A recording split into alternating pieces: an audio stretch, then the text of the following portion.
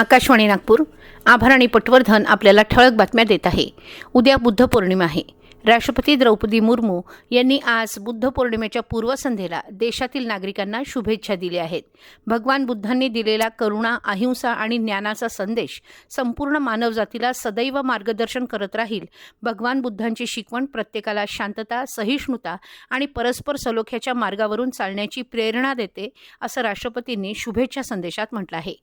नागपूर शहरातील विविध महत्त्वाचे चौक आणि रस्त्यांना नामकरण करण्याच्या प्रक्रियेला गती देण्यासाठी आज नामकरण समितीची महत्त्वाची बैठक पार पडली. या बैठकीच्या अध्यक्षस्थानी नागपूरच्या उपमहापौर तथा समिती अध्यक्षा लीला हाथीबेड होत्या.